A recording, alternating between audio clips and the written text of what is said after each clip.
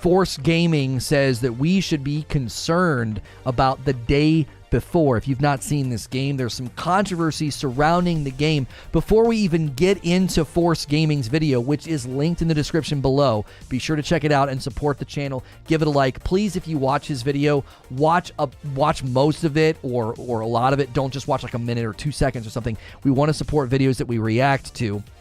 However, before we even get into his video, I want to look at some of the logo comparisons and marketing presentation comparisons to another really popular game. So before we do that, I am going to bring people over from the discussion this morning about Halo Infinite. We're going to end that stream and do a redirect. I stream daily, Monday through Friday. We do multiple shows a day. So if you like the style of content that I do, be sure to hit subscribe and the bell button. That way you don't miss our content. We try to make the reaction content very conversational. We try to make it very interactive. I don't just sit there and watch the video. I don't think that's fair to the people that work hard on this content. But something that I want to do before we even get into the video is just lay some groundwork for some of the controversy surrounding this game. And one of the key points of controversy is the logo and the presentation. So I'm just going to show you something, and I'm not going to have to say much when you see the comparison. The half the person's face in view, it being sort of dark and ominous, and then the font and the stylization of the font is identical. If you put the H's and the E's and the T's over top of each other, they are quite literally the exact same, okay? They're the same font, and they didn't just use the same font, they used the same color, they used the same kerning. Well, the kerning is a little bit wider on the day before. Kerning is the space between the letters. They use the same what is called distressed style, where it looks like there's like black, almost like it's been worn down, okay? So, and if you want a better side-by-side of the logo, I have that for you. There again, I just think this is a little weird, and this is, I think, very, very good context before we get into Reforge Gaming's video. He does a wonderful job laying everything out. Again, please support that channel and video if you enjoyed my reaction content. A link to his video is below, okay? So I thought this was a very, very important thing to do before we even got into his video, because I do think it's a significant sort of framing of what we're going to be talking about in this video that he laid out. So let me get his video set up. I want to make sure it's set at the right quality, and we want to make sure and turn overlays off, and I do turn off the play control so it just looks a little bit cleaner. So without further ado, let's jump in to why Reforge Gaming thinks we should be concerned about this game. Now, the day before has been Steam's #1 most wishlisted game, which is kind of insane when you consider that it's a brand new IP coming from a fairly unknown developer. Fantastic is a studio that up until recently had only ever made small, early access indie titles that they abandoned, and a mobile game. Their most recent release, Prop Night, isn't doing particularly hot at the moment either. So for them to all of a sudden have a game in development that more people want than any other upcoming game on Steam, it's kind of crazy. Currently, more people are interested in the day before than A Plague Tale Requiem, Arc Raiders, Nightingale, Marvel's Spider-Man, Modern Warfare 2, Stalker 2, even Starfield, a brand new zombie game from an unknown developer. More people are interested in that than in Starfield. Now, that could be an argument for where Starfield's at. I think it's clearly a testament to how much desire still exists for the zombie survival genre that's been unfulfilled within the gaming community. But now that's what he thinks. That's what he thinks. He thinks it's largely the market being sort of unsatisfied. However, commentary in chat, I think, is why I showed you those logos and the presentation on the front end. There are people that think this is a DLC to The Last of Us Part 2. Because the day before The Last of Us, right? Is it a prequel? Is this how everything started? Is it a side project, side story? The branding and the marketing presentation and the logos are so similar. I think that possibly is linked to the popularity of the game being wishlisted. I don't think that's the entirety of it. I do think some of what Reforge Gaming is about to get into is playing a role, right? People love the zombie franchise. They love the survival franchise style. But I do think there's something to be said for the logo and the marketing. People are getting confused, right? They think that this is related to The Last of Us. So let's get back to his video. Unfulfilled within the gaming community, but also how much gameplay trailers with decent looking graphics can really sell the idea of a game to people. But I beg of you, as much as you may want this to be an amazing next-gen zombie survival PvP MMO, which is what they're calling it, please temper your expectations. The red flags are so numerous, I have lost count of the number of concerning issues around this game and around its developer. But I don't know, let's try adding them up, shall we? Okay, so he's going to go through and add up all of the things that he is concerned about, okay? Now, people in chat are saying they think that the wish list surge is from bots. Now, given everything he's about to outline, I could see that, right? I could 100% see, like, hey, you're going to be able to boost your popularity by using some bots. If you look at some of the things they've done recently, it doesn't really sound like that would be beyond the scope of possibility. Now, other people are saying, Sven says, how are people looking at this and thinking The Last of Us? It looks like a zombie game to me. I don't see The Last of Us. You have to look at the logo and the marketing, Sven. I don't know if you were in stream when we looked at it. We are thinking that people are literally seeing the logo and the marketing, and it's creating market confusion, right? They're oh, that's DLC for The Last of Us, and they just click wish list on it. Like, it's very easy for that to happen. As far as bots being used for the wish listing, I don't know about that. Borderline trademark infringement. If there is a design logo on Last of Us mark, then they could definitely use for infringement. That's what I'm thinking, says Eugene. Blatantly causing market confusion and thus potentially trademark infringement. Yes, if there is market confusion over the branding, that's excuse me, that could lead to a lawsuit. Guys, give me 24 more likes. A bunch of you came over with the live redirect. Thank you for doing that. If you've never been here before, we are reacting to Reforge Gaming's video about the day before and why we should be concerned. This is a segment we're calling Reforge Reacts, where I react to content out there. We try to make it very dialogue driven. I'm not going to sit here and replace the video. If you want to watch his whole video without interruption, be sure to support it. I don't want to be a market replacement for his video, which is why I really focus on interacting with the audience and having dialogue throughout the conversation. I don't disagree with you that the gameplay looks a ton like The Division, but if you weren't here when we looked at the font, it's the same font. It's laid out the same way. The way they put the person's face, it literally looks like a spin-off Last of Us game if you just look at the marketing of the face and the logo. Starting with the developer, these are the people who are making the game, so goes without saying that their history is a fairly important thing to consider. Fantastic is a studio that was founded back in 2015 by two brothers who, according to their mission statement, dreamed of creating a global organization that would work on world-class games. With that objective in mind, they began work on their very first title, The Wild 8. The Wild 8 was a top-down survival action game set in the frozen wilderness of Alaska. Players could go around gathering resources, fighting creatures, building, crafting. You know, it was the standard survival shtick. Now, initial reception was fairly positive, with the game scoring some decent reviews when it first entered early access in February 2017. However, things turned south very quickly. Shortly after the early access launch, Fantastic sold the rights to the game to their publisher. Why? Well, according to them, we sold The Wild 8 to our publisher. This decision was very hard for us because our team was hoping to always evolve the game. The Wild 8 is our debut project. It brought us first success and valuable experience, but nevertheless, because of internal conflict with partners within the company, we had to sell the project to the publisher. We will always love The Wild 8. It's in our hearts. Okay, so I want to stop here for just one particular reason. This needs to be included, but this might not be a shadow over the day before. Because if they had internal disagreements about like the future of the company and partners were like, listen, let's sell this off and work on something else or whatever, they might not even be at the company anymore.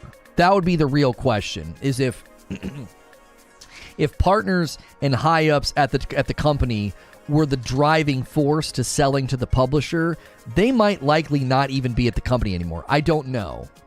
I don't know. So I don't want to give too much credence to this. I think it's good. You can tell that Reforge Gaming does a very, very good job researching what he's going to talk about, and I really appreciate that about his content. I think he creates excellent content, so definitely subscribe to his channel.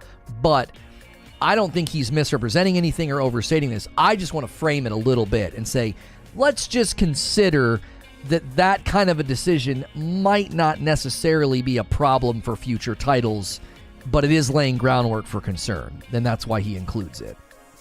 The explanation that they gave for why they had to sell the Wild 8 just a few months after it entered early access was due to internal conflict with partners within the company, whatever that means, and why ever that would mean they would have to sell the rights to their game. Or it could be, and hear me out here, it could be due to the fact that just a couple months after the early access launch, the player base had already dropped down to an average of just 100 concurrent players. So after collecting the money from the game's initial sales and realizing that the game really wasn't going anywhere, they decided it was best to just stop supporting it altogether, get a little bit more extra cash by selling its rights, and then just move on to their next thing, which was Dead Dozen.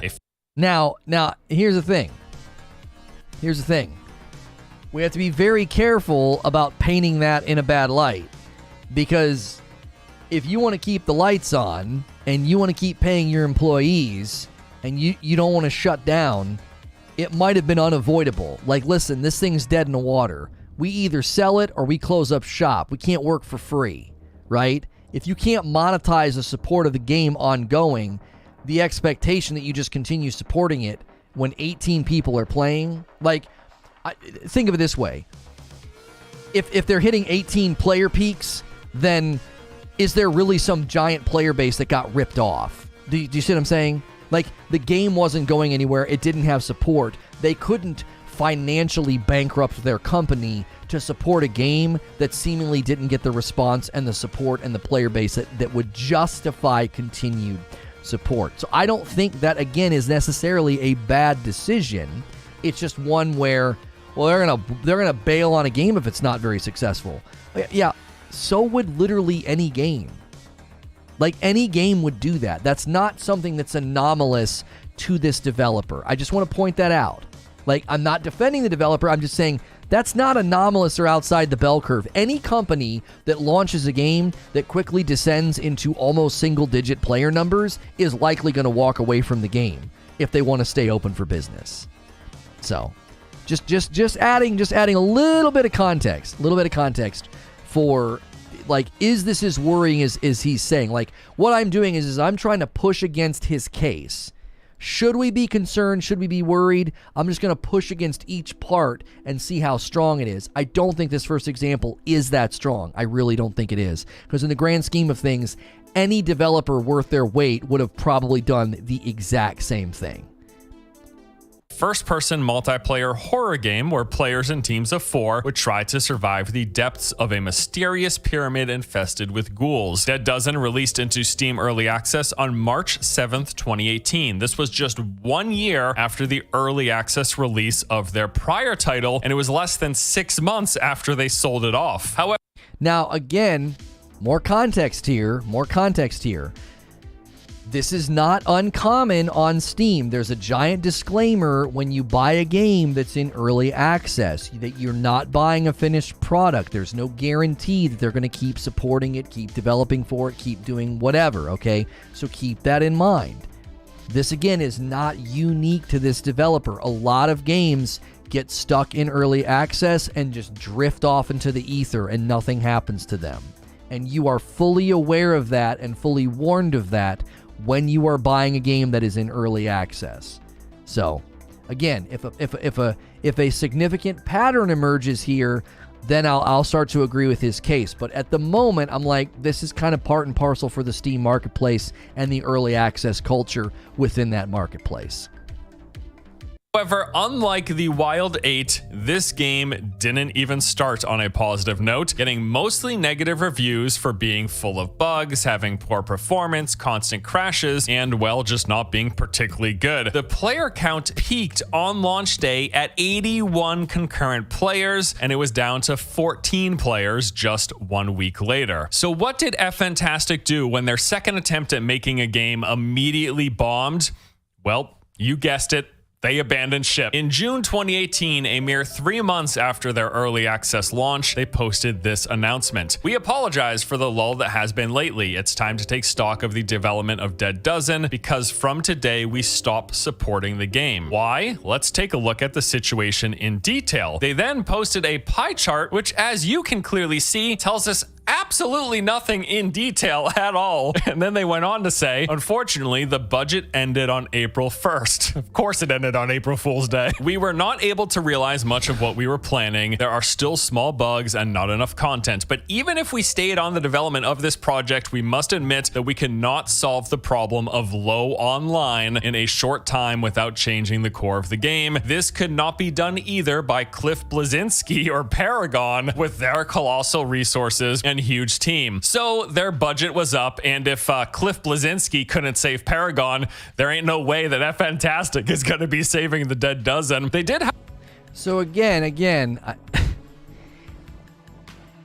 the concern would be there a pattern's emerging of bad game launches, okay? Them abandoning a bad game is not indicative of any problems in my book. If game developers put out a product, the product's bad, and it's not supported, I do think there's going to be times where it's like, just abandon it. Don't do anything with it, right? And this game, likely, my theory about this game, this Dozen game, it was just white noise. So many people were trying to do this like one monster or monsters against people, and it just doesn't work. People don't like it, and if it was glitchy and buggy and was getting a 42%, it makes sense. It makes sense. But again, the idea would be if they have a bad launch, they're going to walk away. That's the pattern that's emerging here.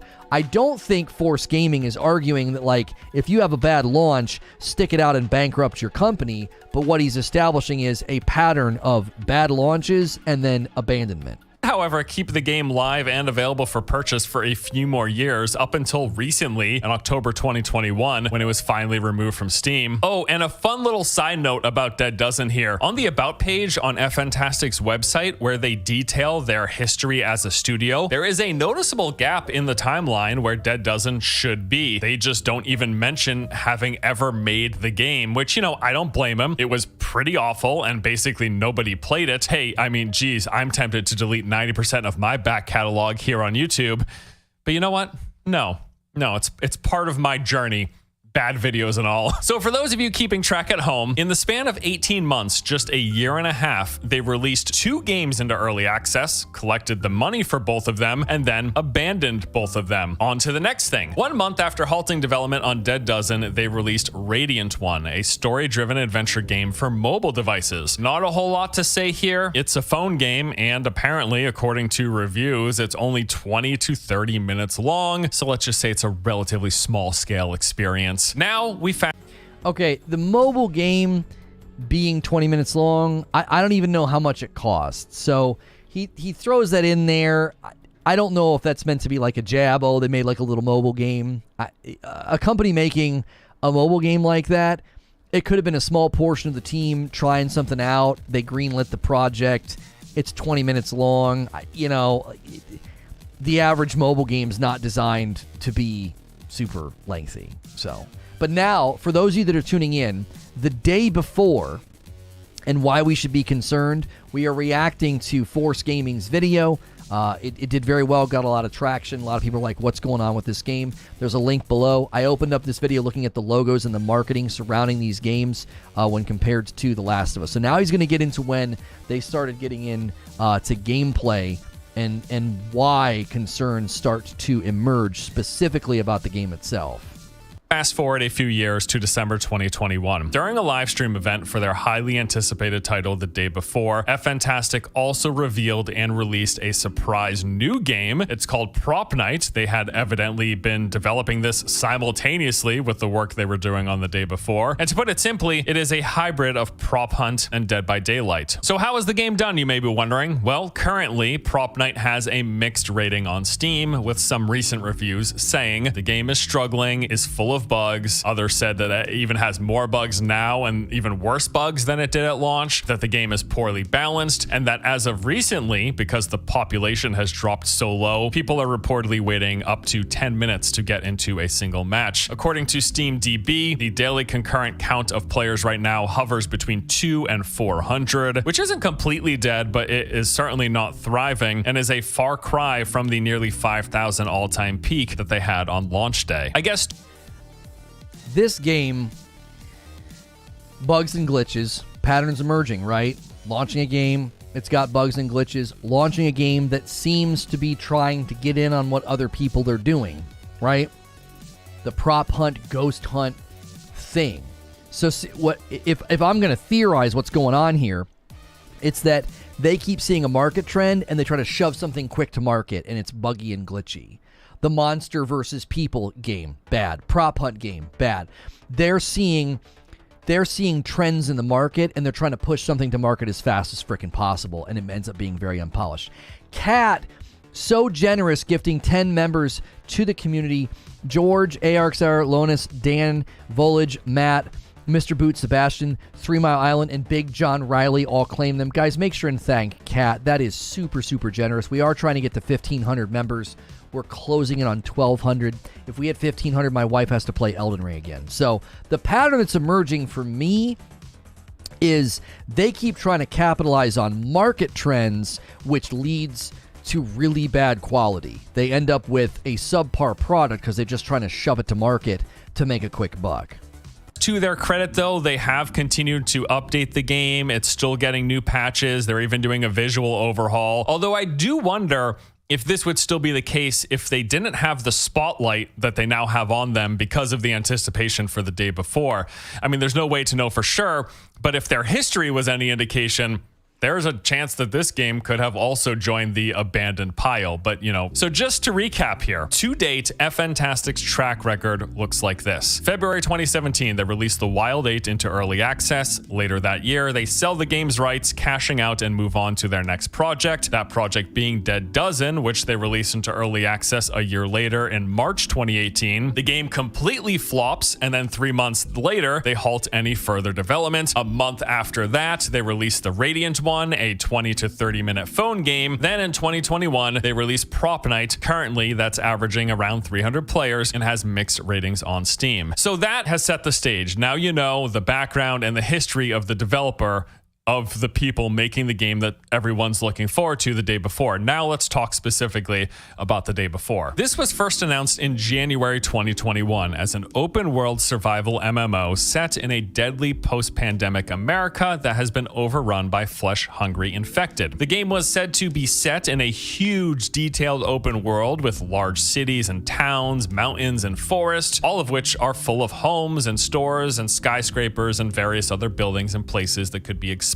and looted. We will have to scavenge for resources, tools, and weapons to fend off the PvE threat of zombies, but also other players, as the game will have a PvP focus as well. There will be survivor colonies where we could go to trade, communicate, and team up with others. And they said that their goal with this game is to bring big innovation to the long stagnant survival MMO genre. Immediately after this trailer came out, there was a ton of hype. The announcement trailer that was released by IGN has about 4.5 million views to date. And at the time, many people in the YouTube community expressed a lot of excitement and enthusiasm, which generally I am all about. Gaming, I mean, yeah, it's a hobby that's supposed to be fun after all, so why not? Let's get pumped. And that was my gut reaction here too. A new open world zombie survival MMO with PvP. The trailer had solid looking visuals, very reminiscent of like The Division and The Last of Us, which I liked. Sweet, dude, sounds good. And yet, at the same time, I felt like something was a bit off. And now, at first first I couldn't put my finger on exactly what it was, but something seemed kind of too good to be true. It was at that point that I started digging into the developer's history, and those first red flags began popping up, which if you've been following the video so far, now you are aware of all of those details as well. But even putting the developer's past works and their actions aside, something about that first trailer didn't seem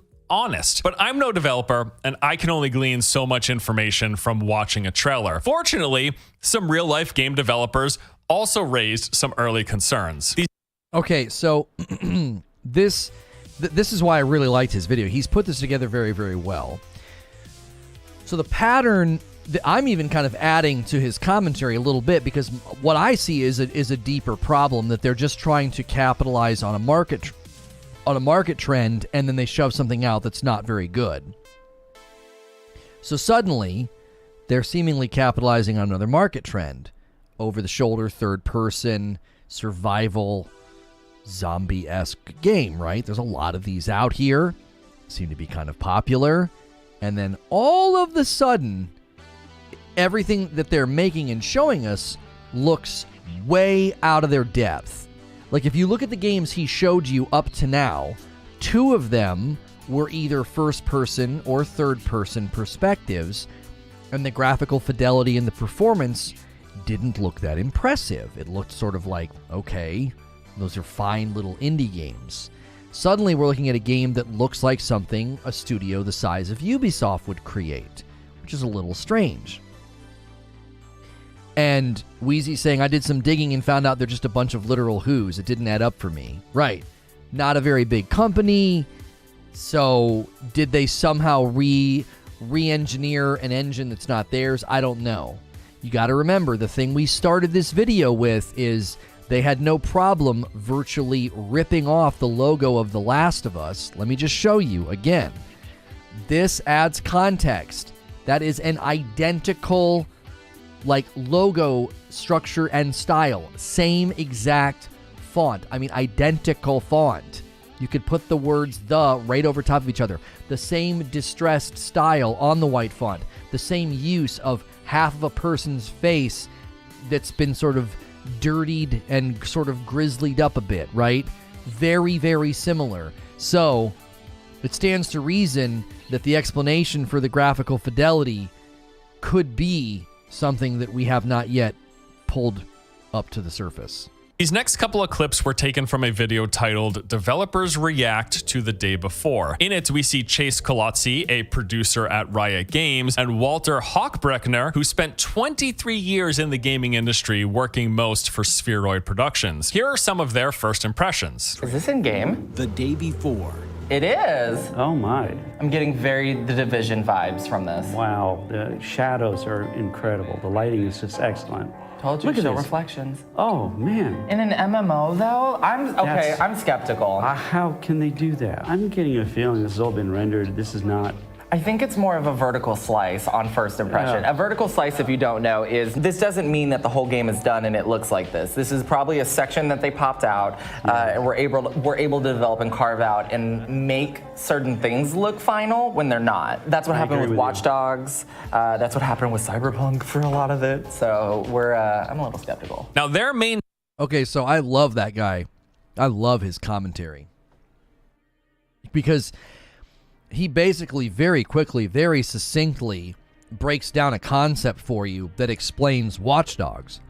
I was so glad he referenced Watch Dogs, because it's the first thing I think of when I see a game that I know is, as he called it, a vertical slice. I've always said a slice of the game or a contained portion of the game, and they can ramp up the graphics. And the Watch Dogs things got a little bit more controversial because it was clear they took in very souped up computers to show off the early looks at Watch Dogs. Like they weren't running it on a console, right?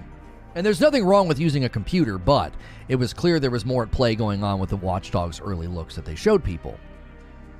So these guys are from the industry, and they're saying the real-time reflections and the shadows, you wouldn't do this in an MMO. I love that he said that. He was in an MMO, though? I love that he said that, because oftentimes we've talked about that. If you're going to do a big open-world MMO with lots of people running around, you're just not going to have that level of graphical fidelity. You're just not. And that's why this guy immediately sniffed it out. He was like, wait a minute, this is supposed to be an MMO. This is like fully rendered. They're about to get into what the footage likely is. Takeaway here seems to be that this looks way too good for what the developer is calling it to be an open world MMO, and that this is either because A, it is just a vertical slice, a small section of the game that they made specifically for the trailer, or B, because it's all pre-rendered, aka it's not actual gameplay. Either of which seem very likely, but that second point. Hang on. Did you see similarities between the gunplay with the monster game and this? Did you see that? Look at the gunplay. I'm gonna rewind. Made because A, it Look at is how just bad the a gunplay vertical is. slice, a small section of the game that they made specifically for the trailer, or B, because it's all pre-rendered, aka it's not. Like, what's he even shooting at? It's just like the monster footage from earlier in the video. What is he even shooting at? Now, if they're trying to show that he's got like super inaccurate weapons, okay, they did that very well in Days Gone. But the shooting mechanics look absolutely horrible. They look just like the weird, awkward hip firing from earlier in this game, in this video. If you're just tuning in, we're taking a look at the day before. Why you should be concerned. This is a Reforge Reacts video. I'm reacting to Force Gaming's video. The link is below in the description. I don't know. That shooting looks terrible. The shooting in Days Gone and The Division are perfectly fine. Pause on that zombie. That's a Resident Evil zombie. This one? You're telling me this is right out of Resident Evil? This guy here? Are you telling me this is this a lifted asset? If you can find me a screenshot and you want to try to help me prove that this is another lifted asset, I'm not familiar enough with Resident Evil to comment. I want to move on. I don't want to absolutely split hairs and slice up like stuff here too much. But the gunplay really reminds me of how bad the gunplay was in that monster game we already looked at, which would give credence to the fact that this footage is totally juiced up.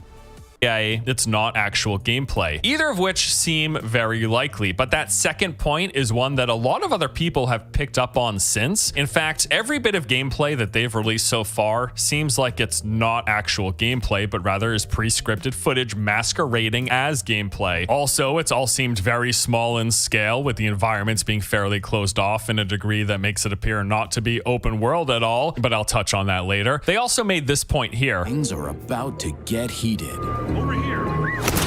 Here's the thing, and this is why I think it's pre-baked. Yeah. See, that's supposed to be another player. Right. Can we go back? See the way they come in? It looks like it's an animated character that's not another player, but that means that those can't actually be other players. It could be. It could very well be they have their own, AI players. To move like that, they would have to be AI, because if it was a real player, the animation wouldn't be that smooth. When you actually play a game, you're kind of jittery. So based on I absolutely love that guy. I love him. Like, how observant. He picks up on he needs whatever channel that's been lifted from.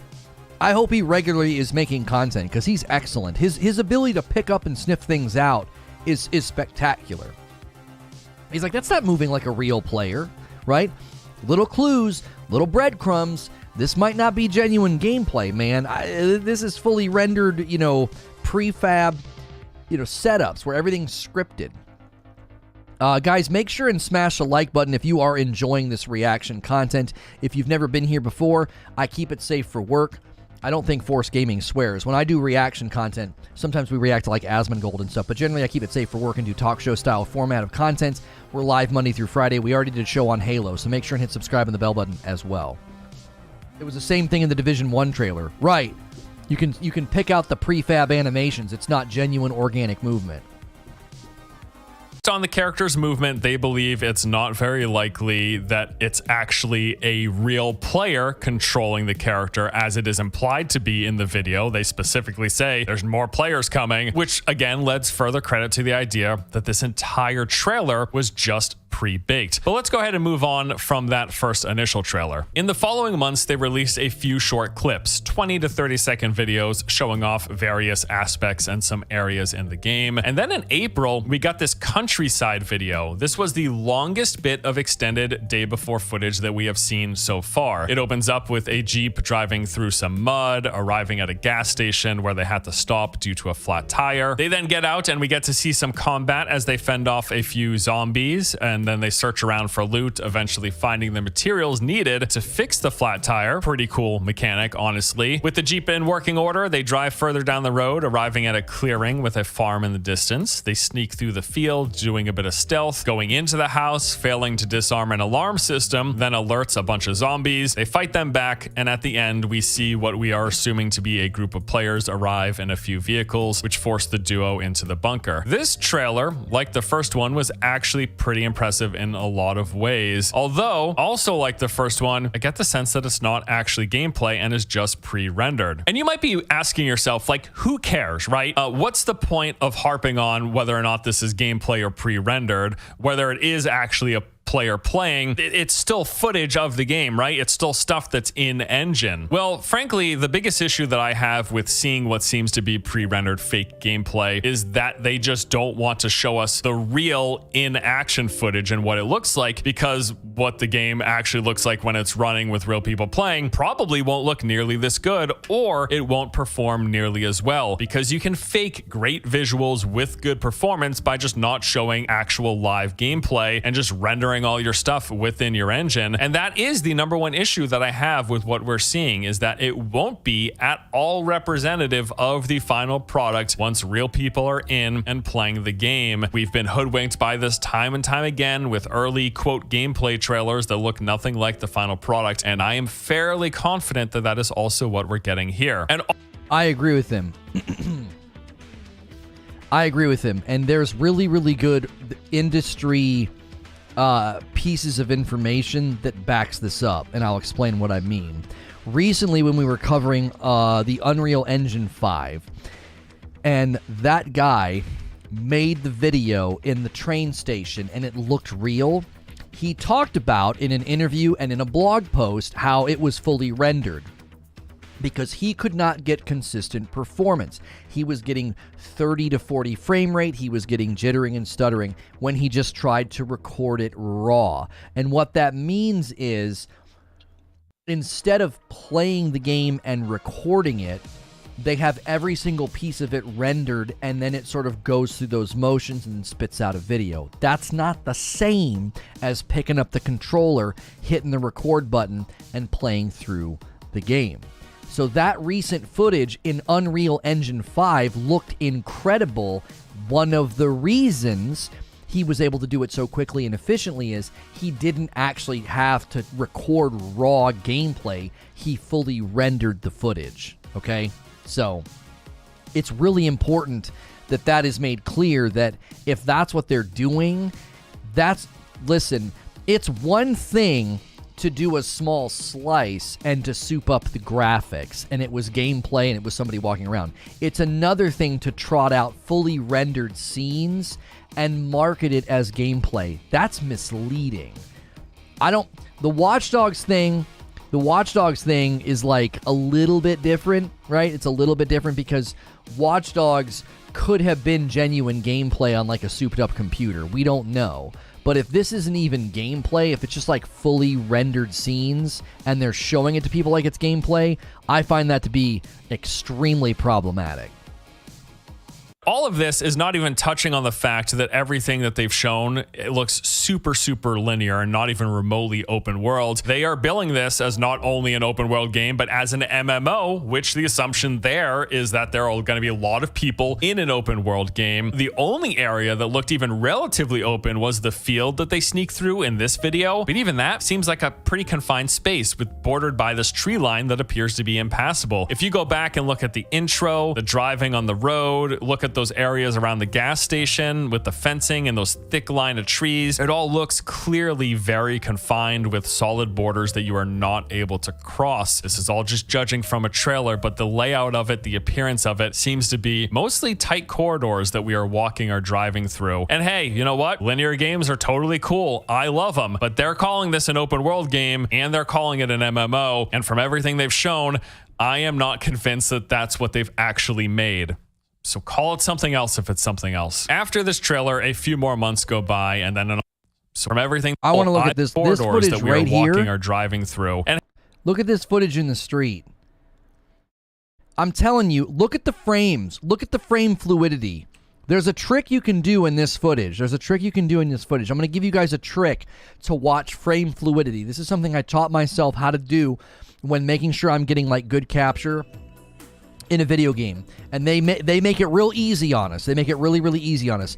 I want you to watch the fluidity of movement specifically on the Christmas lights. You can tell this is fully rendered and not raw because it's way too smooth on the edge. It's way too smooth. Just watch the Christmas lights. Do you see? That's not how games look on the edges. That is not how games look. What game is this? No, this is the day before. This is not The Division. Look at the Christmas lights. Just ignore everything else and just put your eyes tracking on the Christmas lights. That is not, I'm telling you, that's not genuine gameplay, not at all. The tiny individual light sources on the trees being so distinct, yeah, there is no way. Games don't look that way when you're moving. There's almost a, I don't exactly know how to describe it, but there's something that happens at the edges that doesn't look that smooth. It's too crisp. It seems fake. It's like, that's not what gameplay looks like. My eyes picked up on that right away. I'm like, wait a minute, I know. That's how I check if I'm getting good capture. I pick a spot and I let my eyes follow the spot to make sure it's moving smoothly, and that did not look organic or real at all. everything they've shown, I am not convinced that that's what they've actually made. So call it something else if it's something else. After this trailer, a few more months go by, and then in October, we get the release date trailer, which showed a bunch of short clips showing various in-game stuff. This was pretty jam-packed and was pretty good looking. We saw shots of a city and its downtown, of a countryside and forest. We got clips of what looked to be one of the social hubs with what I'm assuming is a lot of players hanging around. We see a group of players walking through the streets, taking on some zombies, and then exploring this insanely good looking, super highly detailed shopping mall. They also show off some player housing with this little home being upgraded and decorated. We see some weapon customization with a mounted gun having its attachments changed. This was a very, very good looking trailer. I mean, it looks amazing. And that shimmering from anti-aliasing is what you're referring to. Yeah. And they just showed more footage that's completely absent. It's completely absent from the footage. It's like everything is too smooth on the edges. It's like that's not how frames render when you're playing a video game.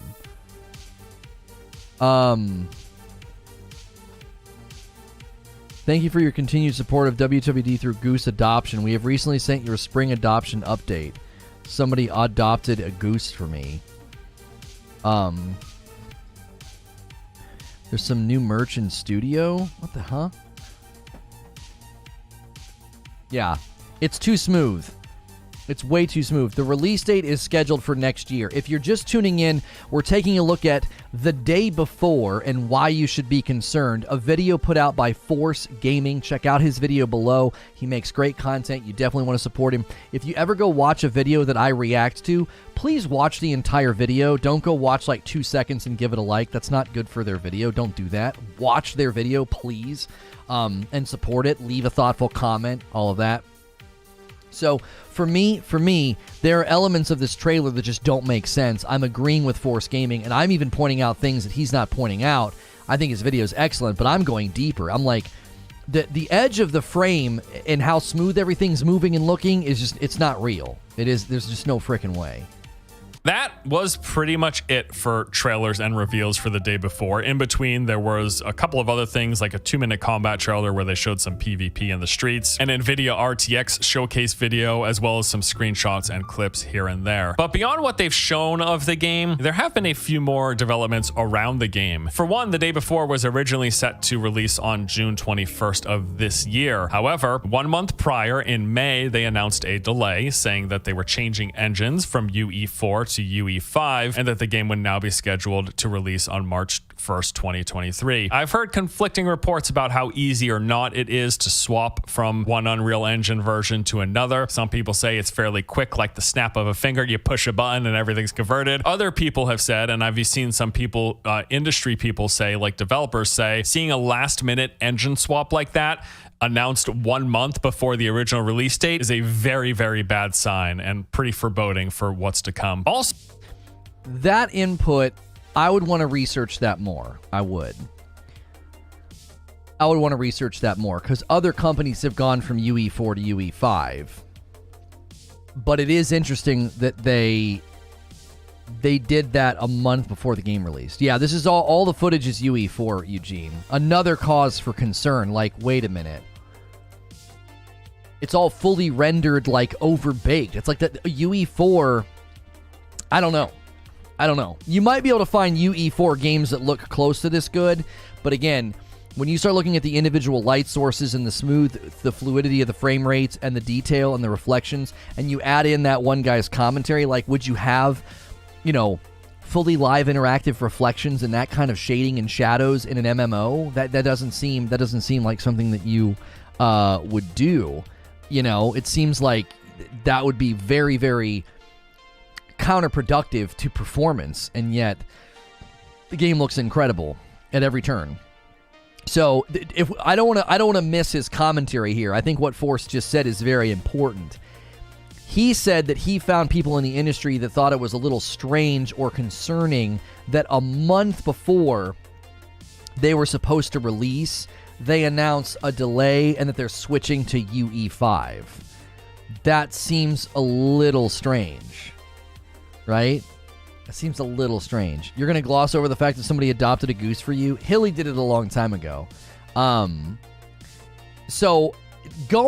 me be clear. Switching from Unreal 4 to Unreal 5 is not alarming or strange. Fortnite did it. The next Gears of War is doing it. A lot of games are deciding to go to UE5. Hellblade 2 is doing it, okay? But a month before your game comes out, it's really odd to be like, hey guys, by the way, we're delaying the game and we're switching engines. Like, huh? Given their history, it's concerning. It's concerning. Because what did I say that I noticed? What was the trend that I noticed? Not the thing that Force said. I said they seem to grab onto market trends and they try to capitalize. What's the market trend right now? Unreal 5 is hot. Unreal 5 is big. People are switching to Unreal 5. If you switch to Unreal 5, people will probably be pretty gracious to you about your delay. Sounds like another market trend that they're trying to capitalize on. And then they'll make a ton of money, and then the game will come out, and what they'll probably do, if I'm them, and my strategy would be, make sure the first 2 hours of the game are great or mediocre, make sure it runs so a bunch of people tip over the 2-hour mark and can't refund it. That's what I would do. They were ready to release and make some cash and then decided to switch. Right. Again, as I said, the pattern that I noticed was they seem to be trying to cash in on market trends, and that certainly is a market trend right now. UE5 is hot. Everybody was talking about it a couple months ago. It's all we saw in the news was Unreal 5. So, more cause for concern. If you're just tuning in and you like what you see, remember to hit subscribe and the bell button. I do talk shows like this Monday through Friday. We already covered Halo Infinite. Now we're doing a reaction to Force Gaming's video the day before, why you should be concerned. He's got great content. He seems to consistently do these why you should be concerned videos, and I like it. It's kind of fun to react to his content. Again, make sure and check out his content link below in the description. So, and this is a strange one, not too long after announcing this delay, their official website randomly went offline. And I'm not talking about like for an afternoon. Their site was down for multiple weeks. It just directed you to this like login page. It was very, very strange. And I never saw it officially discussed as to why or how this happened. Not a big deal, just an interesting thing of note. But the most recent breaking news around this developer and their game is that they've been actively searching for unpaid help to work on the title, helping with things like translation and other tasks and activities. You know, people volunteer for stuff all the time, right? Like unpaid interns, they are a thing, whether we consider that good or not. And also community built mods where people don't get paid are also a thing. This isn't some unheard of concept, but still, I feel like aware of the fact that this is the #1 most wishlisted game on Steam, not a good look that they're actively soliciting for people to work on this for free. You're gonna get free help. Good look. Aware of the fact that this is the #1. So they're really adept. They're really adept at repurposing logos. You see that red X? How much you want to bet?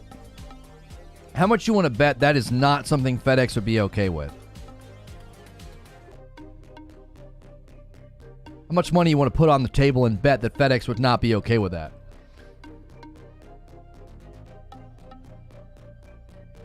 It's their logo with a letter change. It's the FedEx logo with a letter change. You can't do that.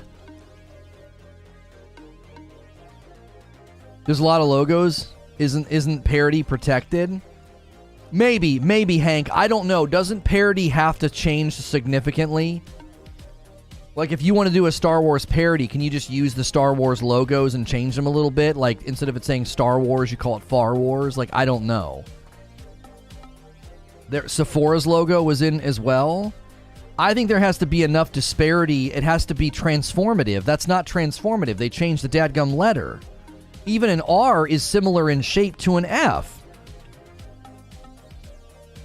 I'm not even commentating on the fact that they're trying to get free labor. I'm not even commentating on that. The copyright guys will have to weigh in on what's allowed in parody and what's not. I don't know. FedEx doesn't have a choice, if I'm not mistaken. Wouldn't that be the same thing as the guy opening a fake Starbucks with just a slight name change? I don't know. As far as trademarks and copyright, is, you know, how distinct does it have to be considered parody? Right? GTA 5 iFruit. Yeah, but that's not changing a letter. That's completely indifferent. That doesn't look like an Apple or logo or iPhone or anything. Anyways. Yeah, the report's coming out that they're trying to get free labor, right? Okay, so the GTA universe does it. Yeah, see, let me give you an example of how GTA does it. Okay? Let me give you an example, because I actually think this is a pretty good picture of what it looks like when you do. Like, that to me is what legitimate parody looks like. The apple to the bowl of fruit, Sprite to Sprunk, IKEA to Crapia, Panasonic to Panoramic, Twitter to Bleeder, Kawasaki to Nagasaki, right? Mitsubishi. Like, these are all, like, that, I feel like if you're going to do parody, there has to be some level of transformative work, and I don't feel like changing a letter in the FedEx logo, I don't think that that's enough. That doesn't feel like that's going to be approved as parody. I don't know. Again, I'm not an expert, so I could be wrong in my take here, but I do feel like the examples of parody in GTA are massively different. Right? Massively different. Now, as far as them trying to get like unpaid work or whatever, like unpaid help or whatever the heck with volunteers, I'm concerned about that for a completely different reason than what some people else might be concerned about. My concern would be, if you're the most wishlisted game on Steam, why aren't you going to investors and getting backing and funding? Why aren't you doing that? If you've had this explosion of popularity, and you likely, like, if the game can look this good, why can't you take this to investors and get some backers and get some money. Why are you trying to get free help? You're the most wishlisted game on Steam, and you've apparently got this amazingly beautiful game with massive potential, massive sales potential. Why aren't you getting money? Why aren't you out getting investors? Because then you wouldn't have to be looking for free help and volunteers. You'd be able to hire people and expand.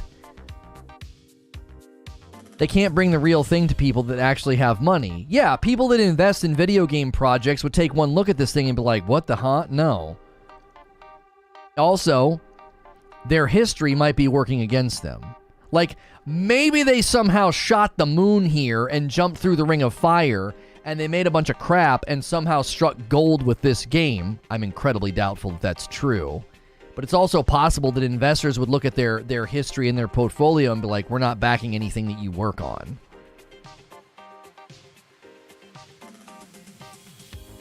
Investors require a debt to be paid. Free help doesn't.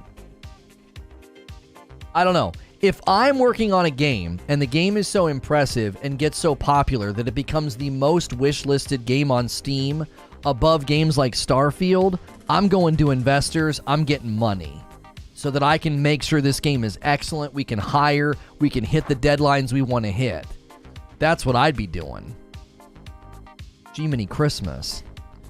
This whole thing reeks. This whole thing reeks.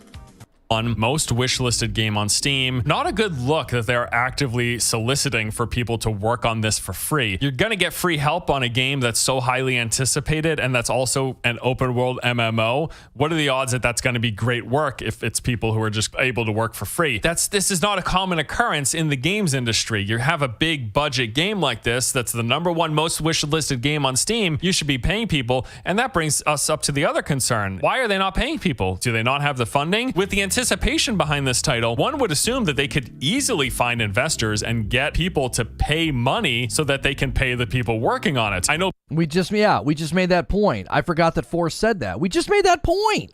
He's saying the same thing we're saying.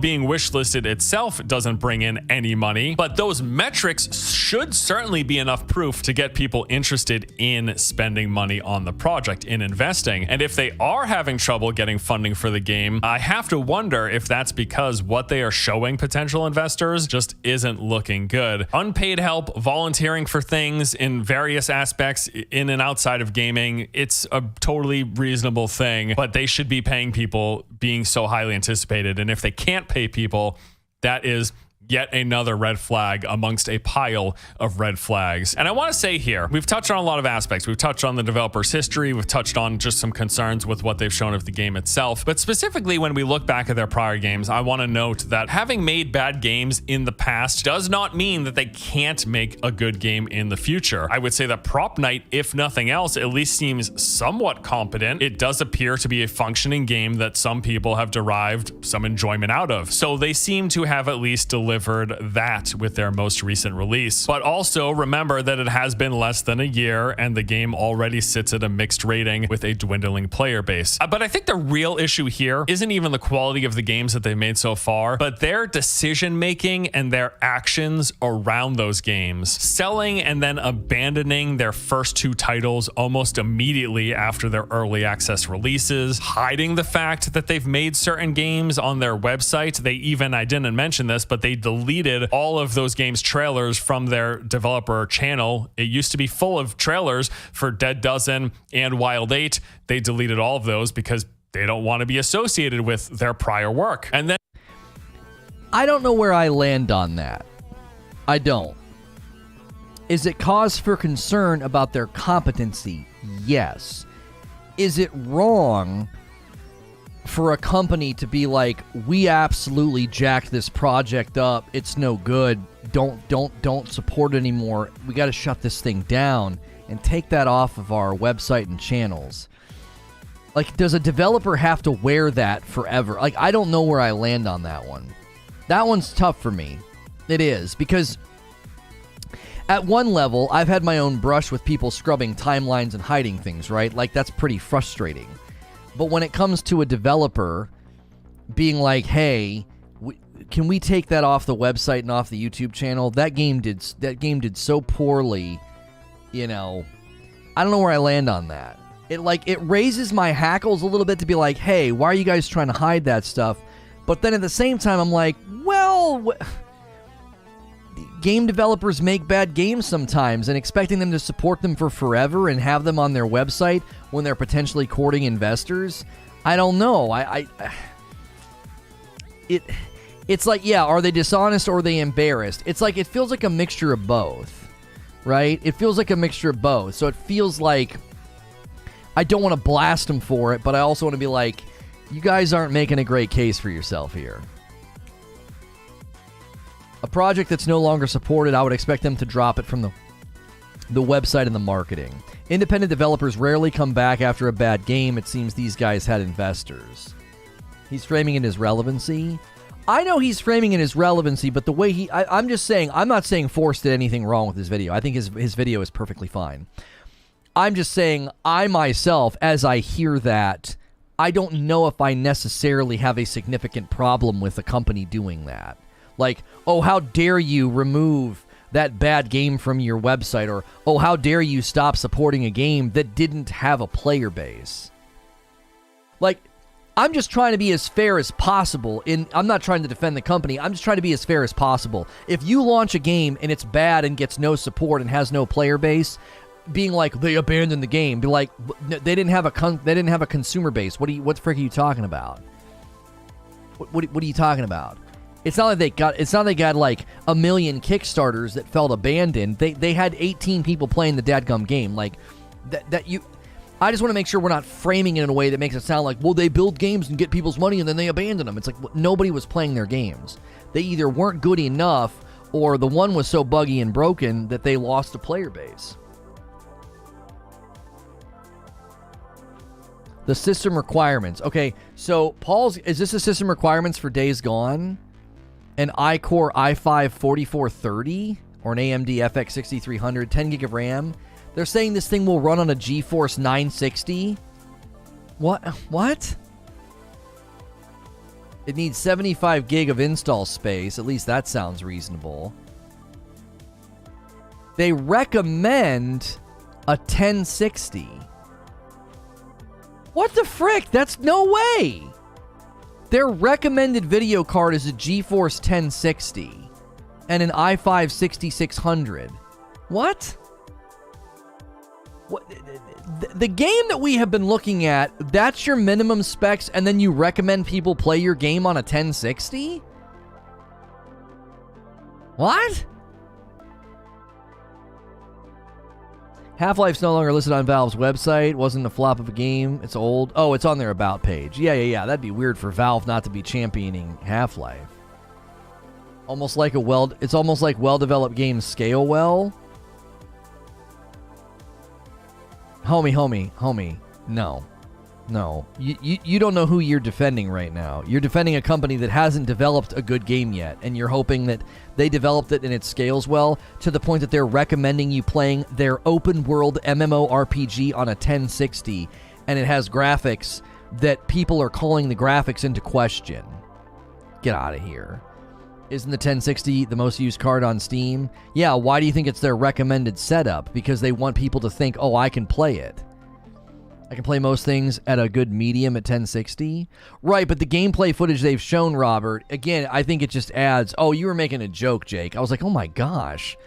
The game footage I've seen, I can't imagine the game company being like, yeah, run it on a 1060. That's what we recommend.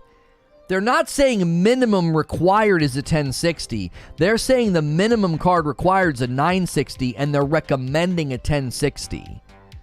I can't imagine recommending an open world MMORPG with this level of graphical fidelity and the developers being like, yeah, run that on a 1060. That's our recommendation.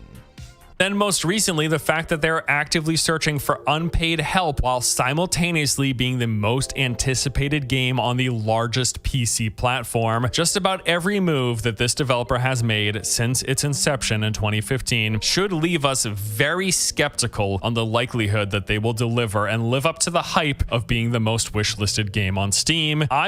Now, okay, I want to speak to something, because K. Billy's saying, I guess I'm missing something that doesn't look much better than The Division. if you were here earlier, K-Billy, it's not the game itself, it's the little things that don't make sense. It's live active reflections, it's the shadows, the shading, the textures. Like, there's little things that don't quite make sense. It's like, that, why would you have that in this game, right? As a whole, I've not seen anything that's blown me out of the water. You're right, it very much looks like The Division. But we watched this there were some developers that commentated, and they were like, is this gameplay?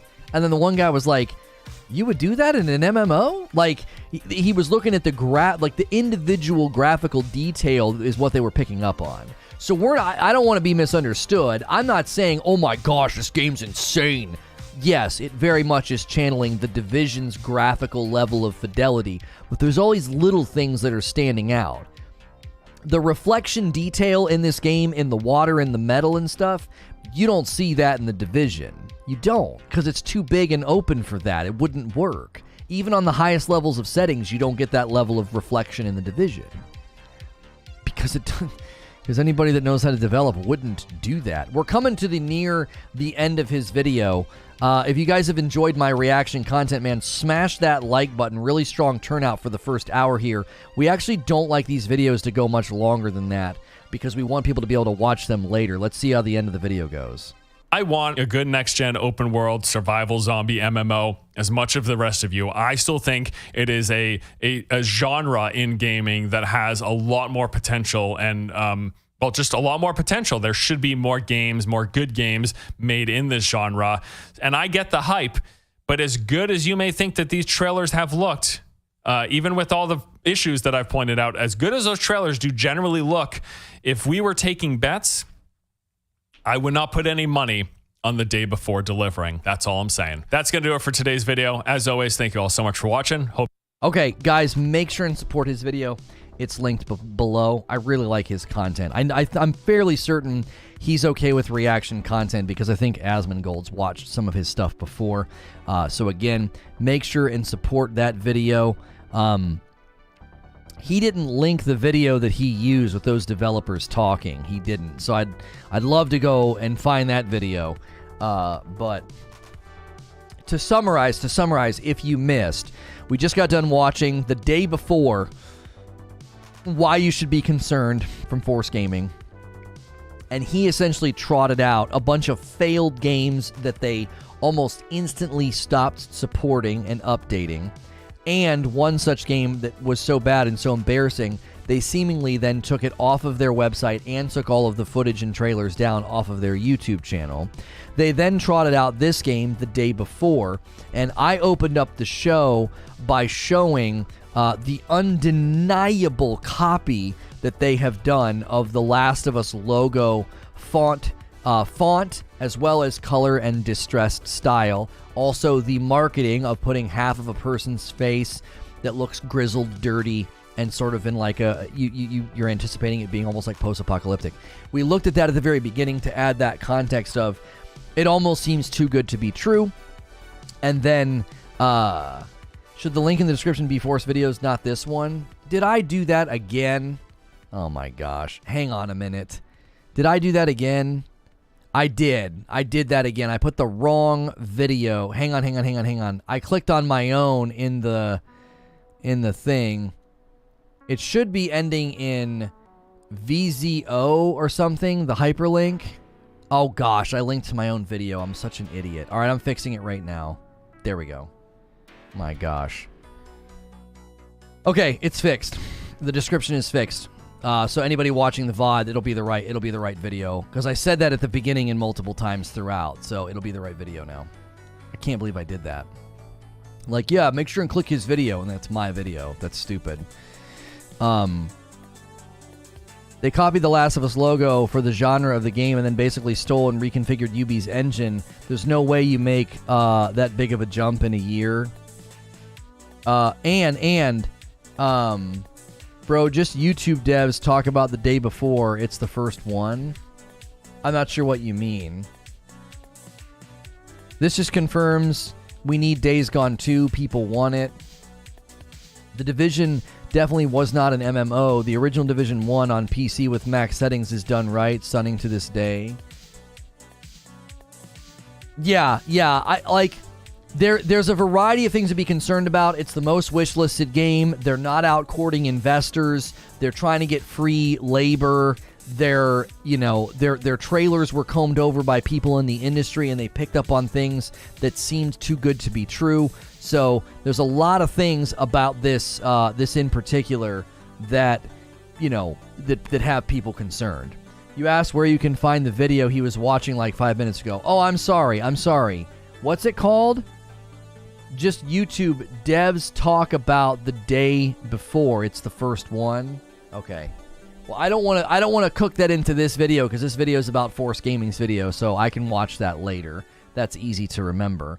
They didn't steal Ubisoft's engine. It isn't hard to make a real in Unreal Engine 4 and put it out as gameplay.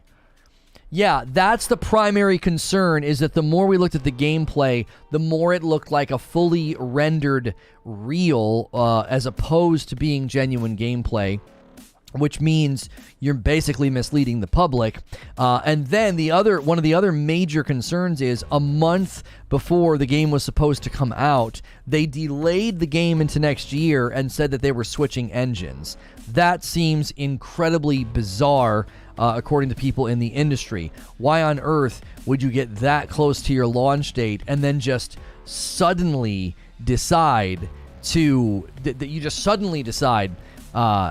abandon that game? Not just abandon that game, but abandon the previous engine. Now, switching from Unreal Engine 4 to Unreal 5 is certainly something that a lot of companies are doing. But at that stage in the development cycle, there have been other people that have said, that's incredibly strange. If you're that close to shipping, right? If you're that close to shipping your game, would you do that, right? Would you decide, oh, yep, it's definitely time for us to completely swap to a new engine and delay the game by, half a year? So at this point, I think people are concerned, like big picture, I think people are concerned that the game won't even come out. It just won't come out. Like, they're just messing with people. Or they could switch it to Unreal 5, and as I said, they could make sure that like the first 2.5 to 3 hours is really, really good, and then after that the game falls apart and then nobody can return it. Nobody can get a refund, I think that's an issue. I think that's a significant issue. Because many people, I think, these days look at a game like this and they anticipate pouring hours and hours and hours into it. So it wouldn't be unusual for someone to be like, oh, I've played it for a couple of hours, I'm just getting started, things will get better, right? Things will improve, and that's something that I think a lot of people do. And then the refund policy on Steam would likely, protect them from that. They have a bad proven game history. It could just be another poor decision from a bad dev. If it isn't bad, Steam will always extend their refund policies. Oh, if it's bad enough, Steam will extend their refund policies. Yeah, I mean, maybe. You'd have to prove. You'd have to almost prove at some level some kind of malfeasance or something. You'd have to prove that they misled people. I'll try it out the day before I return it. They weren't going to hit that release date? I don't think so. They do it, and they have done it historically. So if you think Steam looks into the situation, they'll say, yeah, the day before was so bad. The day before was so bad. It was so awful. We're going to let people refund it no matter what. Right? I wonder if in the contract with the developers how easy that is to do. How often it is that people do that. That they because I would think the developer would be very irritated if that happened. Like, hey, what are you doing? Didn't that happen with No Man's Sky originally? I don't know. I don't remember how they handled No Man's Sky refunds. I don't. I might have missed someone answer that. Who is the dev for the day before? Oh, it's a weird one. It's N something. Hang on, I'll tell you. I forget because he said it numerous times during the thing. I'll pull it up on Steam right now. FN-tastic. FN-tastic. The letters FN and then tastic all run together in capital letters. FN-tastic. And if you click on their name on Steam, yeah, they've got a bunch of they've got. Well, hang on a minute. Well, okay. So Radiant One, the mobile game, has a 75% mostly positive. The Wild 8 has a mostly positive score of 71. And then there's the Wild 8 that's not bundled, 71. And then Prop Night is the one sitting at 68%. So they are traditionally, their games are hovering in the 70%. So we want to add a little bit of context to Force Gaming's video. Like, I'm not necessarily disagreeing with Force Gaming's video, but we need to add a little bit of context. The Wild 8 and Radiant 1 and Prop Night are all hovering between 68 and 75% on Steam, okay? Now, the player base numbers did drop off. They did. And the game companies, the company looked at it and they walked away and probably thought, we're not going to make a ton of money, let's walk away. So I'm not saying that his video is wrong. They do have a bad track record. The Wild 8 is the game they sold off. Right, and that game seemingly survived is the point that I think needs to be made. Yes, it got off to a rocky start, and they had partners at the company that basically said, we need to sell this game, okay? We don't know if those partners are still at the company, is all I'm saying. Let's just add a little bit of context. Like, yes, they sold that game off initially, but the game seemed to do fine after that. And I think he even said in the video that it got praise initially out of the gate. It just didn't have a very strong player base. So, am I going to fault them for selling a game that had 18 players after it got positive reviews? I don't think so. They're like, this is a dead end. We can't keep supporting this game. It has 18 players. Who knows where those player bases are now? These are old games. Radiant 1 was 2018. 2019 was Wild 8. And then Prop Night was 2021. Saints Row is officially gone gold. There you go. You linked the dev reaction video in the Discord? Okay. Let's be careful. If they're a dishonest dev, those ratings could be suspect as well. Isn't Steam really good about not letting devs, juice their review score numbers? Right? I mean, we've looked at Cyberpunk before and said, hey, that game did a little bit better than a lot of us thought. It's sitting at a 76. If we're willing to say that, for Cyberpunk, I think we have to be fair to other games who land in the 68 to 71%. 68 being their lowest score on Prop Night. The other games are between 71 and 75. I think it's a little bit harder for game companies to do that. You can't just go juice your numbers. Some pets are transfixed watching Stray. Yeah, I've noticed that. Everybody's uploading footage of their cats watching them play Stray. It's hilarious. I hope Saints Row is good, since they retconned everything from the original series of games. Try Open Critic. I'm not sure what is that. Is that a website? Not sure what that is.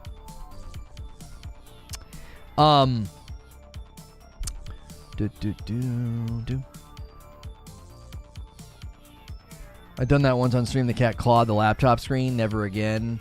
Yeah, you got to be careful playing games around cats.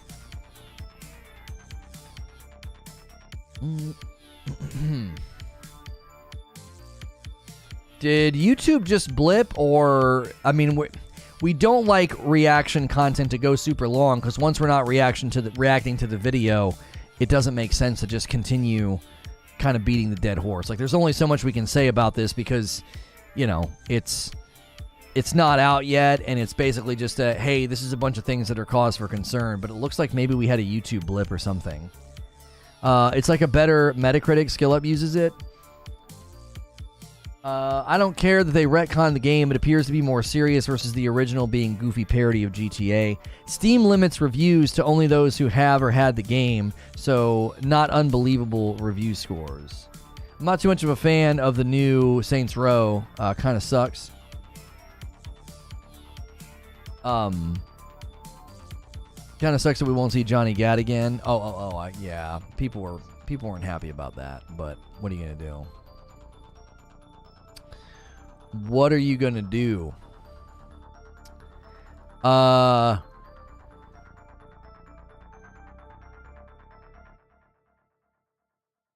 Well, we seem to be, this is kind of what we expect from reaction content once I'm not reacting, so I'm not going to belabor the point. Today's going to be a little bit shorter. I've got some stuff going on, so, and there wasn't tons of pressing news, so we covered Halo, we did this reaction content. I'm going to get the members only segment ready, and we're just going to bump over to that. I'm not going to belabor the point on this video as we just continue to lose peeps, because again, people are going to click on reaction content looking for the reaction, and we're not doing that now, and we don't think that makes for a very good VOD.